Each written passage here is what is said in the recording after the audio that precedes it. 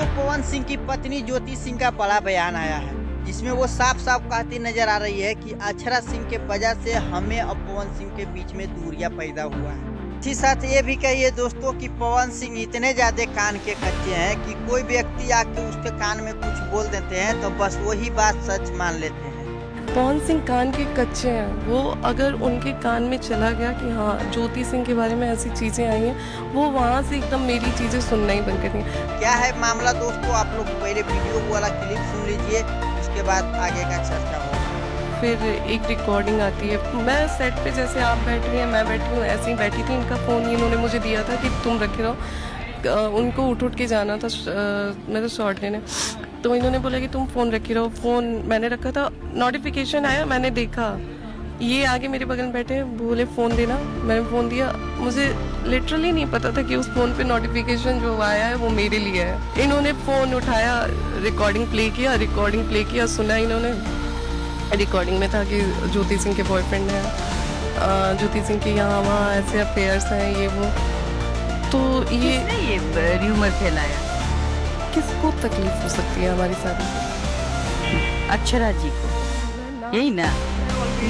अब बिल्कुल बिल्कुल आपको समझानी होगी, लोगों को बतानी होगी किसने आपको बदनाम करने की साजिश रची थी। किसको दिक्कत? अक्षरा जी को। मुझे पता है कि इस नाम के इंसान को मैं जानती नहीं हूँ जो नाम मेरे साथ जोड़ा जा रहा है। वो आपका नाम जोड़ करके चाहते थे कि अब ज्योति और पवन के बीच हम बीज बो दे, हम अगर दूरियों का। जी अब दोस्तों ज्योति सिंह का साफ साफ कहना है कि अक्षरा सिंह ने हमें और पवन जी को अलग करने में अहम योगदान निभाई है।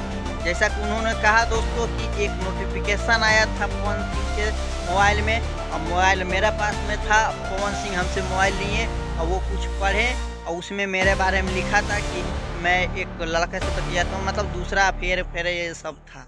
ठीक है, वहीं से दोस्तों पवन सिंह का मतलब दिमाग घूम जाता है और वो मामला कोर्ट तक पहुंच जाता है और आज तक भी चल रहा है। हालांकि दोस्तों पवन सिंह फिर से बुलाए थे ज्योति सिंह को, ठीक है, और अपना चुनाव में जो काराकाट से लड़ रहे थे उस वक्त ज्योति सिंह को बुलाए थे, मांग में सिंदूर भी भरे थे, ठीक है। और उसके बाद दोस्तों चुनाव खत्म होते ही फिर से वो अलग हो गए हैं, यानी कि पवन सिंह छोड़ दिए उसको।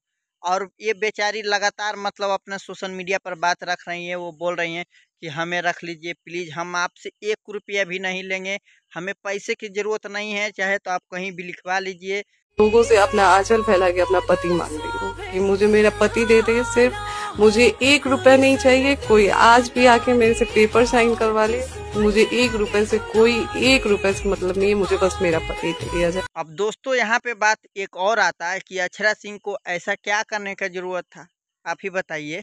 हालांकि आप पहले थी पवन सिंह के ज़िंदगी में, लेकिन पवन सिंह जब शादी कर लिए तो आप उसके ज़िंदगी में दखल देने के लिए कुछ नहीं है, ठीक है।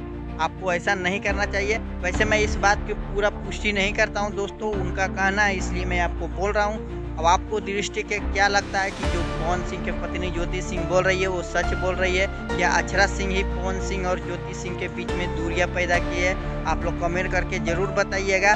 और साथ ही साथ चैनल पर आए तो चैनल को ज़रूर सब्सक्राइब कीजिएगा।